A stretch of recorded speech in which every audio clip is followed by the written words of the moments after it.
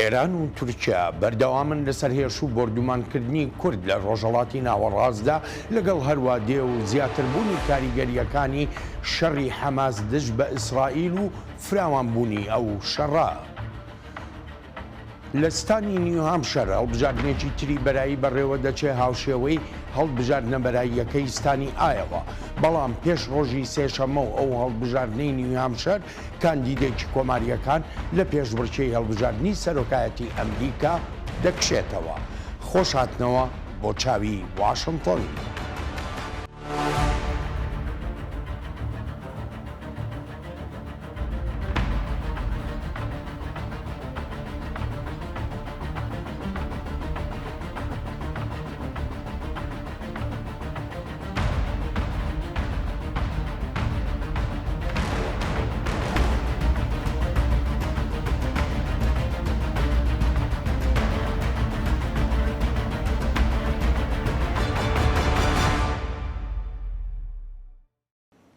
جو بایدن سەرۆکی ئەمریکا ئاماژەی بە هیوابوونی خۆی کردووە هەر هیچ نەبێت لە سیناتی ئەمریکادا بۆ گەیشتن بە سەودایەک یان ڕێکەوتنێک لەسەر دۆسیەی سنوور لە نێوان ئەمریکا و مەکسیکۆدا.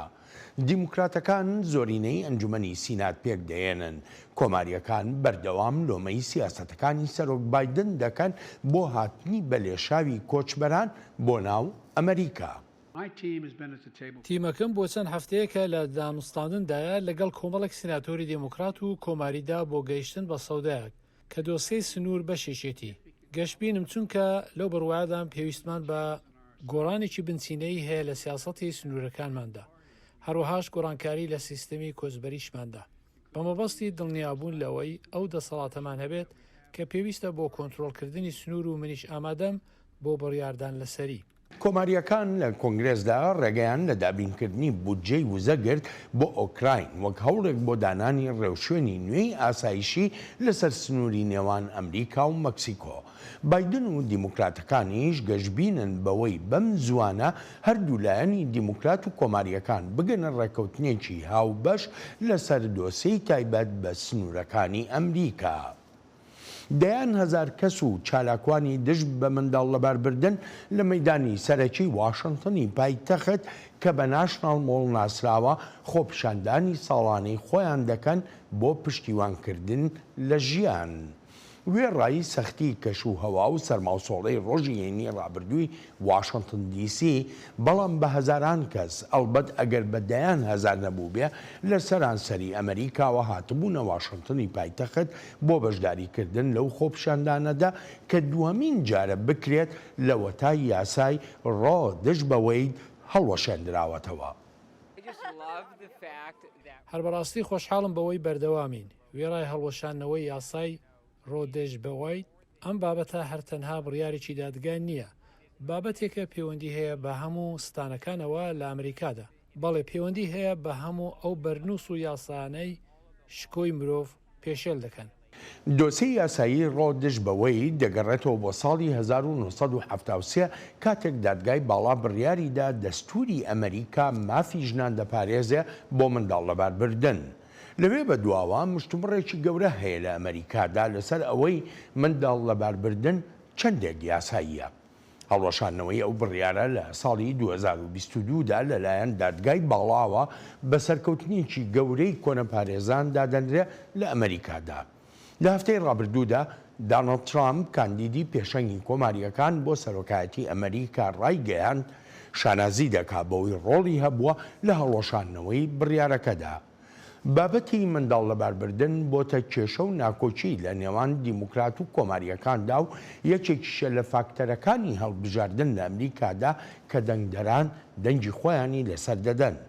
دیموکراتەکانیش هیوادارن دۆسەی ماف لە منداڵ لەباربردندا خەڵک لەسەر سندوقەکانی دەنگدان یەکلایی بکەنەوە.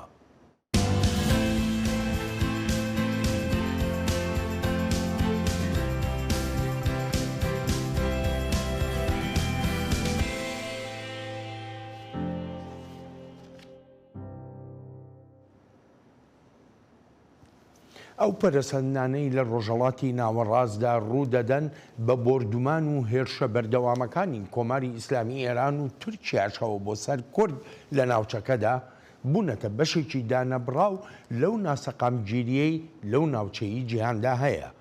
ئێران کە لەسەر ئاستی ناوخۆ و دەرەوەشدا نوقمی قەیرانی قوڵە، بەڵام لەگەڵەوەشدا بەردەوامە لەسەر سیاسەتە شەڕانگێزیەکانی خۆی. ئێران بەرەو کوێ دەڕوات؟ سەرۆکی ئەمریکا وەڵامی ئەم پرسیارە دەداتەوە. وەک ئەوەی دەیبینیت ئێران وڵاتێکی زۆر خۆشەویست نییە لە ناوچەکەدا. جا بەرەو کوێ دەڕوات؟ ئێمە کار لەسەر ئەوە دەکەین، نازانم بەرەو کوێ دەڕوات.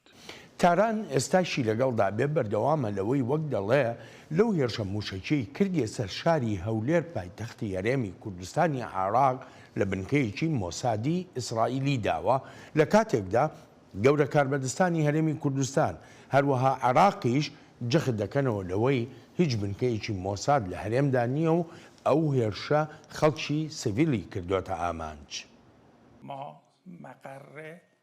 ئێمە پێگەیەکی مۆسادمان بە موشکی زیرەک لە هەرێمی کوردستانی عێراق کردە ئامانج. ئەمە مانای ئەوە نییە کە عێراقمان بە ئامانج گرت بێت. ئیسرائیل دژمنی هاوبەشی عێراق و ئێرانیشە. کۆماری ئیسلامی ئێران هەموو جموجۆڵێک لە ناوچەکەدا بە مەترسی دەبینێ بۆ سەر ئەوەی بە دۆسەی ئاسایشی نیشتیمانی خۆی ناودێری دەکات. هەر ئەم بابەتەیشی کردوتە هۆکارێک بۆ ڕەواییدان بۆ دەستدرێژیەکان و پێشێلکردنی سەروەریەکانی وڵاتانی تر. ڕێگەنادەین یاری بە ئاسایشی نیشتیمانیمان بکرێت. کاتێک دێتە سەر ئاسایشی وڵاتەکەمان ناچینە یەک خانەوە لەگەڵ تێرۆریستان و ئەو لایەنە ئیسرائیلیانی لە هەرێمی کوردستانی عێراقدان. لە سەکۆ نێونەتەوەییەکاندا کۆماری ئیسلامی ئێران بە گەورەترین وڵاتی پشتیوانکاری تێرۆریزم ناودێر دەکرێت لە ڕۆژهەڵاتی ناوەڕاستدا و ڕەفتارەکانی ئێرانیش بە هۆکاری سەرەکی دادەنرێن بۆ تێکدانی سەقامگیری لە ناوچەکەدا. ئێمە سەرکۆنەی ئەو هێرشانە دەکەین. ئێران هەر لەم چەند ڕۆژەی ڕابردوودا سەروەری سنوورەکانی سێ وڵاتی دراوسەی پێشێل کردووە. جا لێرەدا بابەتێکە پێویستە ببینرێت. لەلایەکەوە ئێران خۆی دامەزرێنەرێکی سەرەکی تیرۆریزم لە ناوچەکەدایە، هەروەهاش لە پێشەنجی تێکدانی سەقامگیری ناوچەکەدایە. بەڵام لەم لاشەوە دێت و دەڵێت پێویست بوو بۆ بەرەنگاربوونەوەی تیرۆریزم ئەو هێرشانە بکات. لەسەر ئاستی ناوخۆییش دەسەڵاتدارانی ئێران ڕوبەڕووی فشارێکی زۆر بوونەتەوە و خەڵک داوای ژیان و مافە سیڤیلیەکان دەکات لە ڕژێمی ئێران. وەک شیکەرەوە دەڵێن تاران دەیەوێت لە ڕێی تێکدانی سەقامگیری ناوچەکەوە هێزی خۆی نیشانی ناوخۆی ئێران بدات. ئێران لە ڕاستیدا دەیویست ئەو فشارەی لەلایەن خەڵکی ئێرانەوە لە سەریەتی هێور بکاتەوە و لە یەک کاتدا پەلاماری سووریا و عێراق و پاکستانیش دەدات تا پەیامێکی بەهێز بدات بە خەڵکی خۆی کە دەتوانێت ئێران و خەڵکەکەشی بپارێزێت، هەروەها تۆڵەش بکاتەوە. جا ئەمە یەکێکە لە هۆکارەکانی هێرشەکانی ئەم دوایەی تاران. کۆماری ئیسلامی ئێران نەکرد ڕاستەوخۆ، بەڵکو هێزە میلیشیا لە یاسا دەرچووەکانیش بەکاردێنێ بۆ هێرشکردنە سەر هەرێمی کوردستانی عێراق و هەمیشە ئێران دوای ئەو هێرشانەی میلیشیاکان دەڵێت هیچ ئاگادار نەبووە نارەوەندە بەڵکو سەرکۆنەیشیان دەکا. لە بیرمان نەچێت دەسەڵاتدارانی تورکیاش هاوشێوەی ئێران پەلامارەکانی بۆ سەر کورد لە ناوچەکەدا بەردەوامە و ئێستاش هەڕەشەی هەنگاونانی زیاتر دەکا دژ بە کوردەکان. ئێرینا سوکەرمان شیکەرەوەی ئاسایشی نیشتیمانی لە ڕێی سکایپەوە لەگەڵ چاوی واشنگتنە. ئێرینا پارێزەری مافەکانی مرۆڤ و هەروەهاش سەرۆکی نێوەندی سکارا بڕایسینە بۆ ڕاوێژکردن لەسەر دۆسیەکانی پەیوەندیان هەیە بە میدیا و ئاسایش و استراتیژیەتەوە. ئێرینا سەرەتا زۆر سپاس بۆ ئامادەبوونت بە سەرەتا لەسەر ئێران دەست پێ بکەین بە دیمانەکەمان. ئێران لە ماوەی ڕابردوودا هێرشی کردە سەر هەرێمی کوردستانی عێراق هەروەها بۆ سەر پاکستانیش. تاران دەیەوێت چ پەیامێ بنێرێ و ئەو پەیامەش بۆ چێیە؟ Thank you so much for inviting me. The story here is a little bit more complex than what we زۆر سپاس بۆ بانکێشتەکەت. ڕووداوەکان زۆر لەوە ئاڵۆزترن بە بەراورد لەگەڵ ئەوەی لە میدیاوە باس دەکرێن. هاوڕام لەگەڵ ئەوەی دەگوترێت ئێران دەخوازێت ناڕەزایی و بێزاریەکانی خەڵک بقۆزێتەوە. پاش ئەو هێرشەی لە شاری کرمانکرا نزیک لە گۆڕی قاسم سلێمانیەوە و دەشیوێت بابەتی داعش لە خۆراسان چارەسەر بکات و بەرەنگاری ببێتەوە. هاوڕاشم لەگەڵ ئەوەی ئێران دەیەوێت وەک هێزێکی گەورە ببیندرێت لە ناوچەکەدا، بەڵام کاتێک سەیری ڕاستیەکان دەکەین شتەکان زۆر ئاڵۆزترن.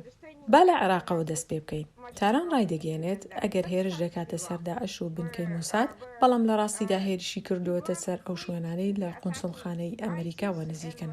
هەروەها لە فڕۆکەخانەی هەولێر و هێرشی کردوتە سەر ماڵی کەسێکی سڤیل کە کاردارێکی ناوداری بواری وزە بووە و کەسێکی ناسراویش بووە لە ناو بنەماڵەکەیدا. جاو هێرشە هیچ پەیوەندیەکی نییە بە داعش و بە موسادەوە. ئەمریکا و عێراقیەکان پێکەوە لە شەڕدان بۆ لەناوبردنی داعش و بەدڵنیاییەوە ئێران دەزانێت ئەو شەڕانە لەکوێدا دەکرێن و دەشتوانێت داعشەکان بدۆزێتەوە. خاڵێکی تریش هەیە. داعشەکانی عێراق بەرپرسیار نەبوون لەو هێرشانەی لە شاری کرمان یا لە شوێنەکانی تری ناوخۆی ئێراندا کراون.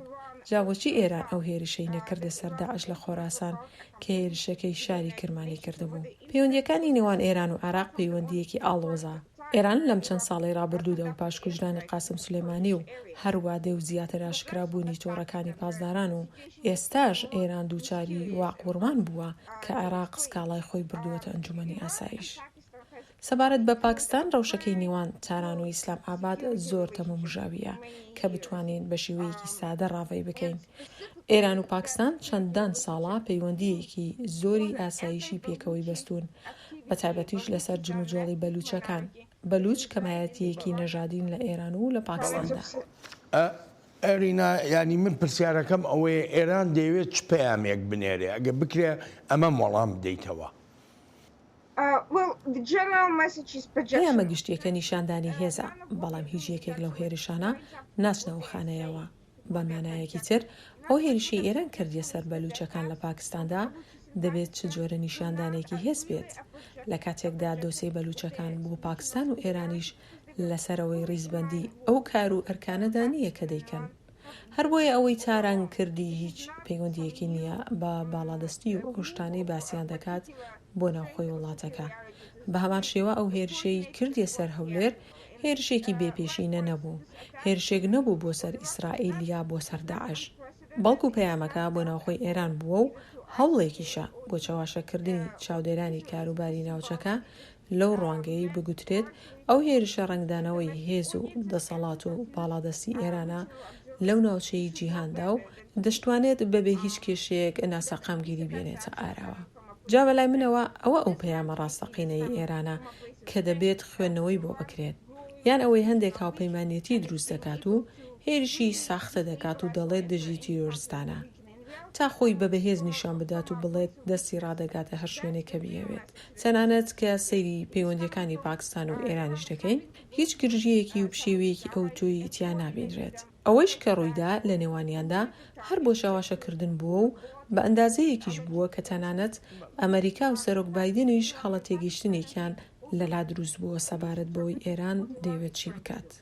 ئەرینا بەخۆ دەزانی لە ئێستادا داواکان لەناو عێراقا لەناو هەرێمی کوردستانی عێراقیشەوە ئێجگار زۆرە بەوەی کە داوا لە حکوومەتی نێوەندی دەکرێت لە عێراق تا سەروەریەکانی وڵاتەکە بپارێزیە تا هەرێمی کوردستانی عێراقیش بپارێزێ. بەڕای تۆ حکوومەتی عێراق دەتوانێت سەروەریەکانی وڵاتی خۆی و هەروەها هەرێمی کوردستانیش بپارێزێ؟ ناپێم وانە چونکە حکوومەتی نێوەندی عێراق لاوازە و ناچار کراوە پەیامی تێکەڵ و پێکەڵ بنێرێت وەگەوەی بۆ ئەمریکای دەنێرێت تا هێزەکانی لە ناوچەکە بکشێنێتەوە لە کاتێکدا تەنها هێزێکە بەرەنگاری داعشە ڕاستەقینەکان دەبێتەوە، نەک ئەو داعشەی ئێران لە خەیاڵی خۆیدا دروستی کردووە. عێراق تا ئێستا نەیتوانیوە سەروەری خۆی بپارێزێت لەو هێرش و پێشێلکردانەی تاراندان کاتە سەر ئامانجە سیڤەلیەکان لە وڵاتەکەدا بەبێ ئەوەی هیچ پرسوڕایەکیش لەگەڵ عێراقیەکاندا بکات. ئەڵبەت ئەمە لە کاتێکدایە زۆربەی وڵاتەکە خۆشحاڵ نییە بەو دەستەی وەردانە قوڵی ئێران هەیەتی لە عێراقدا و کەچی هیچ شتێکیش ناکات. بێگومان ئەمەش بەشێکی دەگەڕێتەوە بۆ ئەو گەندەڵەیە کە هەیە، بەشێکی تریشی دزەکردنی هێزەکانی ئێرانە بۆ ناو سیستەمی سیاسی عێراق و بە هێزەکانی حەشدی شعبیشەوە کە تاران پشتیوانیان لێ دەکات. میلیشیا لە یاسا دەرچۆکانیش بەشێکی پەیوەندی بە ڕەوشی ناوچەکەەوە هەیە و بەشێکیشی دەگەڕێتەوە بۆ سەرکەوتنی ئێران لەو تێکدان و ناسەقەمگیرکردنەی دەیکات لەو ناوچەیەدا. جا عێراقیش بەشێکە لەو ناوچەیە و بۆ ڕۆشە لەرزۆکەوەی هەیەتی هەر بۆیەشە قورسە ڕاستە و خۆ بەرامبەر ئێران بوەستێت. ئەرینا بەڕای جەنابەت ئەم هێرشانەی کە ئێران دیکە هیچ شتێک لە ڕاستیەکانی ڕەوشی ناوخۆی ئێران دەگۆڕێت یان نا، ینی بخۆ دەزانی ئێران لە قەیرانێکی ئێجگار گەورەی ناوخۆییدایە. نەخێر پێم وانەیە هیچ شتێک لەو ڕەوشەی ناوخۆی ئێران بگۆڕێت، چونکە خەڵک بینیان و بیستیان ئێران شتێکی دەگوت و وەهاش نەبوو، خۆی بە بەهێز نیشان دەدا، بەڵام نەیتوانێت ڕێگە بگرێت لە هێرشەکەی کرمان. تەنانەت هیچیشی نەکرد بەرامبەر ئەو لایەنەی بەرپرسیارەتی خۆی لەو هێرشەدا ڕاگەیان. ئەمە ڕاستیەکەیە کە ئێران دەترسێت لە بەرەنگاربوونەوەی مەترسی ڕاستەقینەکان و لە بری ئەوە پەلاماری ئامانجە ئاسانەکان دەدات. واتاوانەی توانای وەڵامدانەوەی ئێرانیان نییە. ئەڵبەت ئەمەش تەنها ئەوەیە کە نیشانی بدات شتێکی کردووە. دەزانی دەستگا هەواڵگیریەکانی ئێران لە بەرامبەر دەرەوەدا لاوازن، بەڵام بۆ ئەم وڵاتە زەبر و زەنگ دەنوێنن. ئێران لە دەرەوە خاوەنی پێگەیەکی لاوازە، چونکە کەس متمانەی پێنیە و ئێران خۆشی متمانەی بە کەس نییە. لەناو خۆش دووچاری گەلێک کێشە بۆتەوە، تەنانەت مشت و مڕیش لەسەر کارایی دەستگا هەواڵگیریەکانیشی هەن. لە نێوان دەستگاکانیشدا هەمان مشت و مڕهن و یەک ئەوی تریان گونەهبار دەکات بەوەی ناتوانن کێشە ناوخۆیەکان چارەسەر بکەن. جامە ئێران دەخاتە ڕۆژێکی خراپەوە و ئەو هێرشانەی ئێران دەیان کات لە ناوچەکەدا وهای دادەنێت قەرەبووی کێشەکانی ناوخۆی بۆ دەکەنەوە. وەگوتیشم دەیەوێت هێز نیشان بدات کە نیەتی، بە بەڵگەی ئەوەی خۆی هیچ شتێک ناکات و ئەو هێزانە بەکاردەێنێت کە سەر بە ئێرانن لە ناوچەکەدا، نەک هێزی ڕاستەقینەی خۆی بەکاربهێنێت وەک بابەتێکی استراتیژیانە. ئەرینا من دەگەڕێمەوە بۆلات. پێ ناچێت تورکیا بخوازەیە کردە لەشکریەکانی خۆی لە دەرەوەی سنوورەکانیدا دژ بە هێزە کوردیەکان ڕابگرێ یان هەر هیچ نەبێ سنوورداریان بکە، جا لە هەرێمی کوردستانی عێراقدا بێ یان لە ناوچە کوردنشینەکانی باکووری ڕۆژهەڵاتی سووریادا. بابەتی سەرەکی ئێستا کە سەنجی بخرێتە سەر ئەوە نییە چۆن کردارەکانی ئەودی و سنوور بەرتەسک بکرێنەوە، ئەمە لە کارنامەماندا نییە، بەڵکو ئەوەیە چۆن بەرفرەوان دەکرێت، ئەوەیە چۆن و کەی کارە تەواو نەکراوەکان تەواو بکەین. هەتا دەستی خوێناوی تاوانباران لە عێراقدا هەبێت، ئەوە هەرگیز ئاسۆودەییمان نابێت. ئەنکەرە جەخت دەکاتەوە لەوەی هیچ کردەیەکی لەشکری و ئاسایشی خۆی ڕناگرێ، بە تایبەتیش لە سووریادا. تورکیا هێزە کوردیەکانی سووریا بە مەترسی دادەنێ بۆ سەر ئاسایشی نیشتیمانی خۆی. لە سووریادا لە تەل ڕەفعەتەوە بۆ عینە العەرەب، لە حەسەکەوە بۆ منبج، هەرگیز ڕناوەستین تا ئەو کاتێ هەموو مۆڵگەکانی تێرۆریستان خاپوور دەکەین کە بە خواستێکی چەپەڵەوە لەسەر ئەو ڕێگەیانە دروست کراون. دەسەڵاتدارانی تورکیا هەڕەشە دەکەن و دەڵێن دەشێت لە ئێستادا تا ئەندازەیە گێشەکانیان کەمتر بوو بێتەوە، بەڵام لە چەند مانگی داهاتوودا بەبێ گوێدانە هیچ شتێک یا کاردانەوەیەک دەست دەکا بە جێبەجێکردنی پلانە لەشکریەکانی خۆی. بە پشتیوانی ئەزدان لە چەند مانگی داهاتوودا بەبێ هیچ چەند و چوونێک هەنگاوی نوێ دەگرینە بەر بۆ ئاراستەیەدا، بەبێ گوێدانە ئەوەی چی دەڵێت یان ناڵێت، چمە ترسێک دێنە ئاراوە یان پلانەکانیان چی دەبێت و چی نابێت. ئەرینا کورد لە ڕۆژهەڵاتی ناوەڕاستدا ڕوبەڕووی هێرشەکانی کۆماری ئیسلامی ئێران هەروەها هێرشەکانی تورکیاش دەبێتەوە. چێ دۆستی کوردە تا کورد بپارێزێ؟ پێدەچێت کەس کورد نەپارێزێت، چونکە ئەردۆگان دەتوانێت بە پەناپارێزیەکی تەواوەتیەوە هەموو شتێک بکات. ئەوەتە سەروەری دوو وڵاتی پێشێل کردووە، عێراق و سووریا، بەبێ ئەوەی پاشەکشەی پێ بکرێت یان ناڕەزاییەکی ئەو تۆ ڕابگەیەندرێت بەرامبەری لە کاتێکدا هێرشەکانی بۆ سەر ئامادە سیڤڵیەکانە، بەبێ ئەوەی بدرێت بە دادگای نێودەوڵەتی تاوان و بە تاوانەکانی جەنگ و دژە مرۆڤایەتی و کۆمەڵکوژی دادگایی بکرێت. ئەوەتە دەبینین هیچ ناڕەزایەتیەکی ژنیە بەرامبەر ئەردۆگان، چونکە کۆمەڵگەی نێونەتەوەیی گوێ بۆ لێدوانەکان و ڕاگەیاندنەکانی دەگرن کە گوایە شەڕی پەکەکە دەگات و وەهاش باسی دەکات هەڕەشە و مەترسیەکی هەنووکەیە بۆ ئاسایشی نیشتیمانی تورکیا. لە کاتێکدا هیچ بەڵگەیەک لە ئارادانیە کە هیچ مەترسیەک لەسەر تورکیا هەبێت، بەڵام خۆی هێرش دەکاتە سەر شوێنە سیڤڵیەکان. پێویستە ئەمریکا کورد لە سووریادا بپارێزێت، بەڵام سەرنجی ئەمریکا لەسەر قەیرانە نێونەتەوەییەکانی ترە و ناشخوازێت ڕاستەوخۆ لەگەڵ تورکیادا بکەوێتە کێشەوە. لەوانەشە یەکێک لە هۆکارەکان ئەوە بێت نەیەوێت پێکدادانی بەژەوەندیەکان لە ناتۆدا دروست ببێت، بەتایبەتیش کە دۆسیەی ئەندامێتی وڵاتی سوید لە ئارادایە.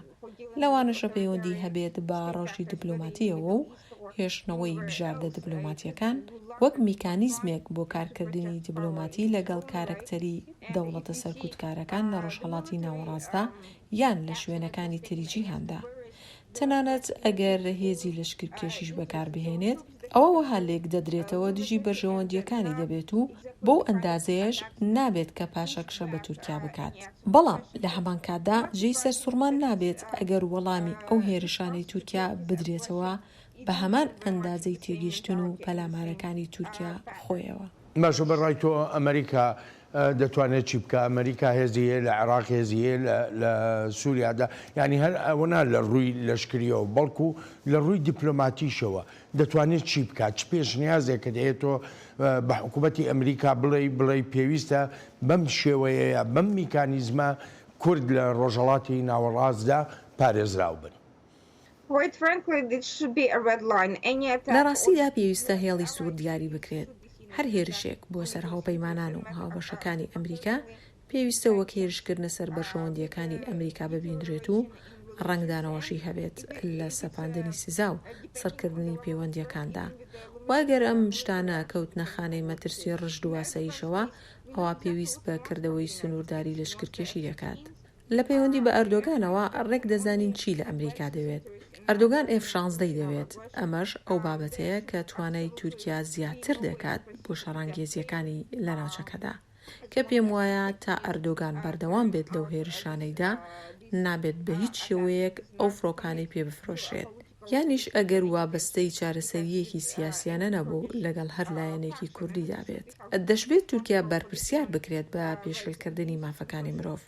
هەروەها هەر ئەندامێکی کابینەی حکوومەتەکەشی کە فەرمانی ئەو هێرشانەیان داوە لە ناوچەکەدا دژ بە کورد، نازانم بۆچی پێویستە لە هەر کەسێکی تر لەو ناوچەیەدا جیا بکرێنەوە، بە تایبەتیش کە هاوشێوەن لە هێرشکردنە سەر خەڵکی سڤیل. بەڕای جەنابەت پاراستنی کورد یاخۆ پارێزگاریکردن لە مافەکانی کورد لە ڕۆژهەڵاتی ناوەڕاستدا لە نێوان بەڕێوەبەرایەتێک یا بەڕێوەبەرایەتێکی تری ئەمریکادا گۆڕانی بەسەردا دێن، مەبەستم لە بەڕێوەبەرایەتی دیموکراتەکان و کۆماریەکانە. هەردووچیان هەمان جۆرە ڕوانینیان هەیە بۆ پاراستن و پارێزگاریکردن لە کورد یاخۆ جیاواز دەبن. بەڕاستی زۆر دەمێکە سیاسەتێکم نەبینیوە لێرە کە بڵێم سیاسەتێکە یا وابەستەیەکە بۆ پاراستنی کورد. وێڕای هاوپەیمانە بەردەوامەکانی ئەمریکا، بەڵام وەک زۆرێک لە هێزەکانی سەرانسەری جیهان لەوانەیە کوردبینی یانیش کەمتەرخەمی هەبێت لە واشنگتن لە کاتێکدا و لە ڕاستیشدا. ئەگەر بتەوێت پەیوەندیەکانت هەبن و ئەگەر بتەوێت هاوپەیمانیت هەبن و ئەگەر بشتەوێت بوونی خۆت لە ڕۆژهەڵاتی ناوەڕاستدا تۆکمە و جێگیر بکەیت، ئەوە پێویست دەکات سووربوون لەو بابەتەدا نیشان بدرێت و پێویستە ئاماژەش بدرێت بە نەیار و دوژمنەکانیشت کە هێرشکردنە سەر هاوپەیمانەکانمان جێگەی قبوڵکردن نییە و پێویستیشە بزانیت بەرژەوەندیەکانت لەکوێدان و لەگەڵ کێدایە. کێشەکە لەوەدایە ئەمریکا سیاسەتێکی بەرفراوانی جێگیری نییە و هەروەها پەیوەندیشی لەگەڵ ڕژێمە سەرکوتکارەکانیشدا هەیە. بێگومان پێویست دەکات بەڕێوەبەرایەتیەکان لە ئەمریکادا جا کۆماری بێت یا دیموکرات ئەم بابەتانە بەهێند وەربگرن، چونکە هەر شتێک یان شکستێک ڕووبدات ئەوە لۆمەکە لە ئەستۆی هەردوو لایەن دەندرێت و هەروەها لە ئەستۆی واشنگتن دەبێت. ئەگەر هاتوو هەر شکستێک لەو بابەتانەدا ڕووبدەن وەک ئەوەی دەیان ساڵە ڕوو دەدات، هەر بۆیە پێویستە ڕێگە لەوە بگیرێت و واشنگتن لە پێناو هاوپەیمان و هاوبەشەکانیشیدا جەخت لە هێڵە سوورە دیاریکراوەکان بکاتەوە. باشە گەر ئەمریکا یا جیهانی ڕۆژاوا بە گشتی هەڵوێستێکی ئاشکرا و ڕاشکاوانەی خۆیان بۆ پشتیوانی لە کورد لە ڕۆژهەڵاتی ناوەڕاستدا نیشان نەدەن، بەڕای تۆمە کاریگەری ناکاتە سەر هاوپەیمانەکانی تری ئەمریکا لە ناوچەکەدا یا هاوبەشەکانی تری ئەمریکا لەو ناوچەی جیهاندا بەوەی کە بە گومانەوە لە هەڵوێستەکانی داهاتووی ئەمریکا بڕوانن؟ It's very much the case. We have seen that many of زۆر پێدەچێت وەها بێت چونکە زۆرێک لە هاوپەیمانانی خۆمانمان بینی دەستیان کرد بە وەرچەرخان باڕاستەی وڵاتی چین و رووسیادا و تێگەشتین لەوەی ناتوانێت پشت بە وڵاتێک ببەستین و وابەستەی قسەکانی خۆی نابێت. سیاسەتەکانمان جێگیر و بەردەوامیش نین لەگەڵ هاوپەیمانەکانماندا. جا ئەمەش دەبێتە کرانەوەیەک بۆ ڕژێمە تاگڕە و سەرکوتکارەکانی وەکو مۆسکۆ و پەکین کە پەیوەندی لەگەڵ ڕژێمە هاوبەشەکانی خۆیاندا ببەستن و ئاسانتر دەبێت بۆیان سیستەمی سەرکوتکارانەی خۆیان بەکاربهێن و سوود لەو بۆشایانەی ئەمریکا وەردەگرن بۆ سیاسەتەکانیان و نانەوەی کێشەی سیاسی و ئاسایشی. بێگومان ئەمە شتێک نییە ئەمریکا پێی خۆش بێت یا خۆشحاڵی بکات چونکە لە کۆتاییدا کێشە ئاسایشیەکان دەبنە مەترسی بۆ سەر هاتوچۆ لە دەریاکاندا و مەترسی بۆ سەر بازرگانی و مەترسی بۆ سەر بەژەوەندی گشتیەکانیش. ئەمانش بۆی ئەوەی کە ئەمریکا لەم کاتانەدا کە پێویستە هێز بەکار ناهێنێت و بەرەنگاری کارەکتەرە بەدکارەکانیش نابێتەوە. بەڵێ ئێرینا دوا پرسیارم زۆر بە کورتی ئەگەر بکرێ وەڵام بدەیتەوە کورد چی لەسەر پێویستە لە ڕۆژهەڵاتی ناوەڕاستدا بیکە هەڵوێستەکانی دەبێت چۆن بێ بۆ پاراستنی خودی خۆی چونکە کورد وەک لە مێژوەکەیەوە دیارە دابەشکراوە لە نێوان چەند وڵاتێکدا زۆر قڕوز بووە بۆ کورد تا هەمویان یەکگرتوانە لە چواردەوری سیاسەتێکی هاوبەشدا کۆببنەوە. بەڵام باشترین سیاست بۆ کرد بەرەنگاربوونەوەی ئەو ڕژێمە سەرکوتکارانەیە و پێویستە یەکگرتوانە پەیوەندی لەگەڵ وڵاتانی تردا پێک بهێنن. واتاوانەی نیگەرانیان هەیە و شەڕانگێزیەکانی ئێران و تورکیا کاریگەریان هەیە لەسەریان و پێویستە هەڵوێستی خۆشی یەکلایی بکاتەوە لەسەر هەروادێ و زۆربوونی کاریگەریەکانی توندڕەوی ئاینی لە ناوچەکەدا. هەرچەندە ئەمە کارێکی قورس دەبێت بەهۆی پشتیوانیکردنی هەندێک وڵاتی ناوچەکە لەو دیاردەیە کە بەژەوەندیەکانیان پێکەوە گرێدراون. ئێستا کاتێکی زۆر باش و گونجاوە بۆ ئەو کارانە. رینا سوپاس و پێزانینم بۆ بەشداریت لە چاوی واشنگتنی ئەم هەفتەیەدا زۆر سپاس دەکەم. رینا thank you very much. Thank you so much. Thank you. ئازیزانم ناوبڕێک و دەگەڕێنەوە بۆلاتان.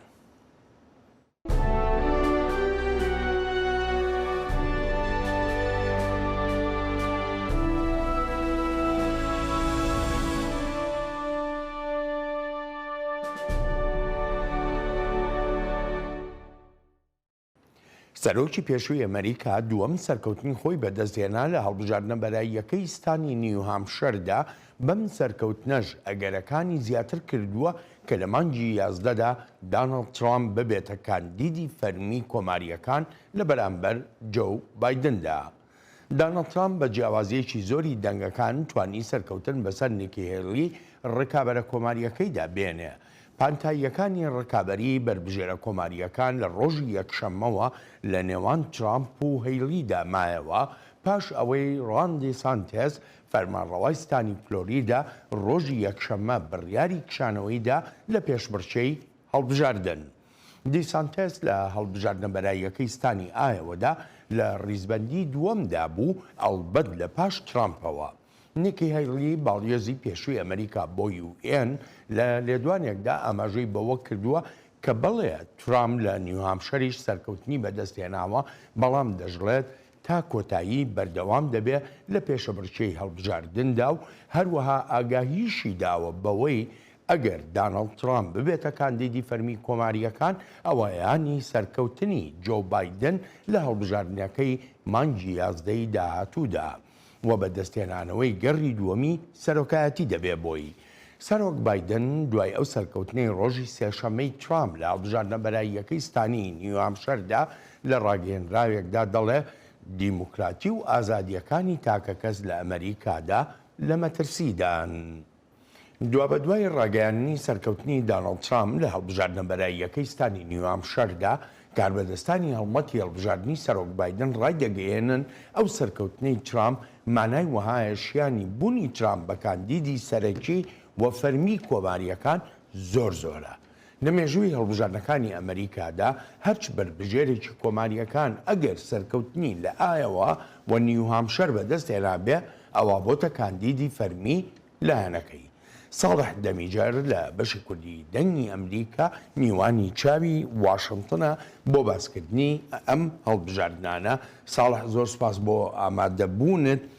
ئیتر تەواو دەتوانین بڵین ترامپ بووە کاندیدی فەرمی کۆماریەکان؟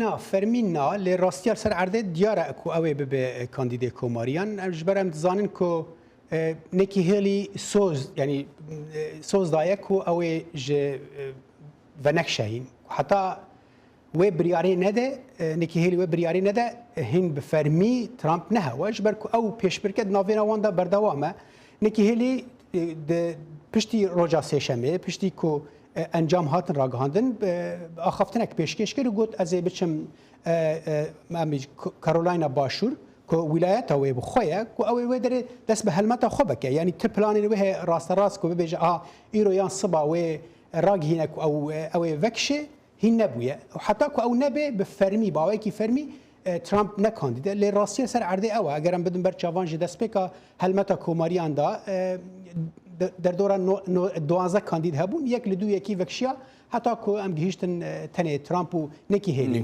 axaftin vê derbarê de li cem nekî hêlî ڕاستە نکە هێڵی ینی ئاماژەیەکی بەوە کرد کاڵێ هێشتا پێشبڕکێکانی هەڵبژاردن کۆتاییان پێ ناتوە بەردەوامی ژەبێتە ئایندە بەڵام پرسیارەکە لەوەدا نکەیڵی لە ئایەوە و لە نیو هامشەر ینی بە جیاوازیەکی ئەجگار زۆری دەنگ لە بەرامبەر ترامپ هەڵبژاردنەکانی دۆڕان هەڵبژاردنە بەراییەکان میدیای ئەمریکایی چی دەڵێن بە تایبەتی ینی لە دۆسەی ئەگەر و نەگەری ئەو کشانەوەی نکەهێڵی ڕاستە ینی میدیا ئەمریکی ئەو ژی wê vê nerîna ku tu dibêjî hinekî parve dike lê nekî herî axaftineke din heye nekî herî dibêje eva tenê du wîlayetin ji pênce wîlayetên Emerîkî dibêje rêyeke dûr û dirêj li pêş me heye yanî ew dibêje ez dest ji helmeta xwe bernadim heta vêga vê renge demê pêşta bibe û bi taybetî jî eger li Carolina Başûr dîsa bişkê li beraber Trump ku heta pêşbîniyaweyekî jî dibe ye ji niha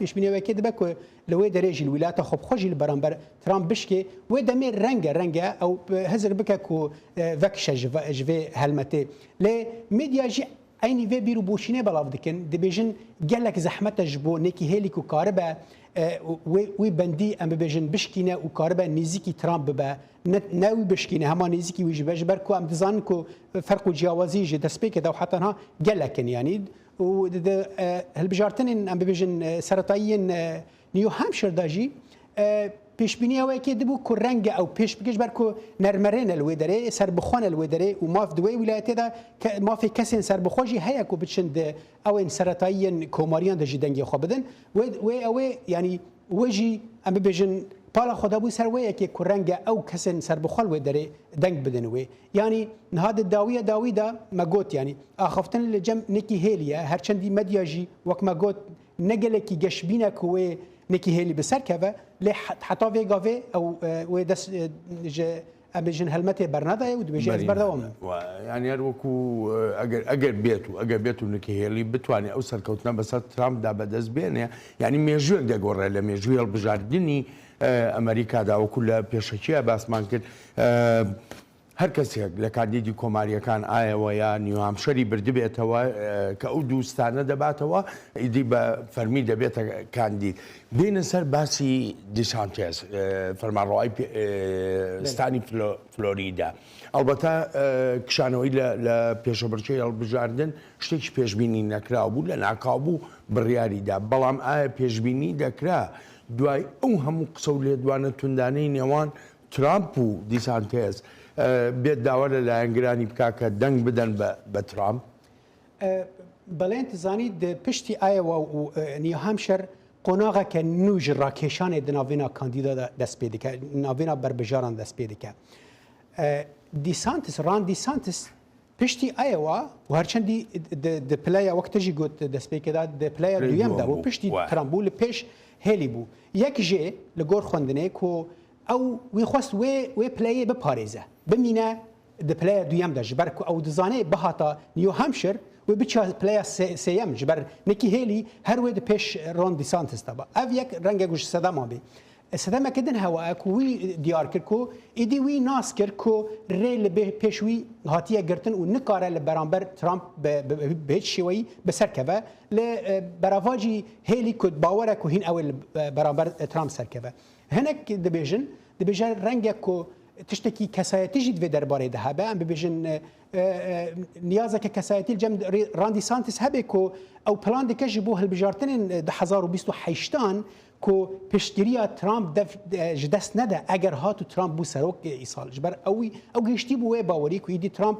her wê bibe berbijêrê komariyan lê eger dijberiyê bike me got qonaxa dum îdî ew qonax tuntir dibe ji awn hawşinda îdî ew rakêşan tuntir dibe wê demê renge Trump bibêje nema ez ne postekê dide Ron DeSantis ne yani ne piştgiriye wî jî nake ku eger hatu 2028 de bike ev renge hindek ji wan sedamanin lê careke dijî me got yani wî xwe jî tiştê diyar gotî ku ew gîşte wê bawerî ku îdî ew nikarê li beramber Trump berxwe bide. Berxwe bide.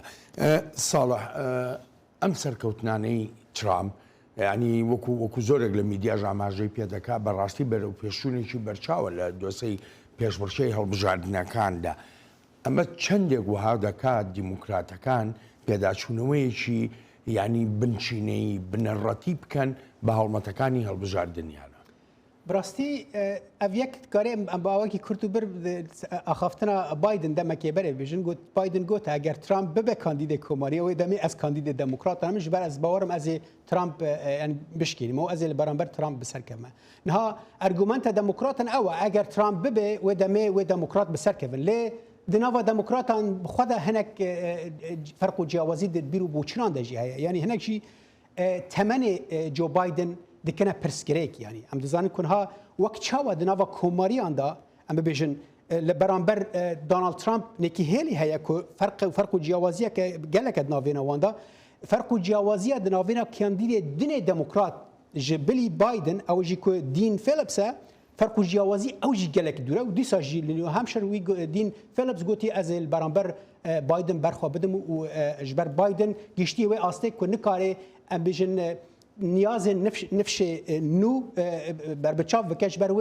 یعنی کشه دموکرات جی او کو تمن بایدن هنکی پرسکریکه جبر کو او د بیژن به خوینه که نوج پارتیا دموکرات را لازمه دموکرات و هاد بیژن او برانبر ترامپ سرکوون لي دناوا دموكراتا جي ديسا او برسكريجي او جوازيج هي دي دم روجن بيشتا و يك بهتر زمان واتا استجيج كانديديشي بهزيان در نكوتوا يعني كبلي بتواني لقل بايدن داب كيتا او الركابريو نفيجن تاني او دين فيليبس مينيسوتا هي او تاني او جي فرق جوازي قال لك يعني فرق جوازيه دنافينا دين فيليبس وبايدن ده بهترش فرق جوازيه نيكي هيلي ودونالد ترامب ده او جي نشان كده ده اما بس ديمقراطه كان اي كوماريا كان يعني بيرمانه صالي 2016 يعني بوي هرشكاني ترامب ولا كوتشي زور كوتناو كوماريا كانوا تناند اجري اوجه بك دابشبون كوماريا كان دروس ببيع اي بو يستابو امصالي 2022 بيدوا هاو رايق لنا كوماريا كان هبه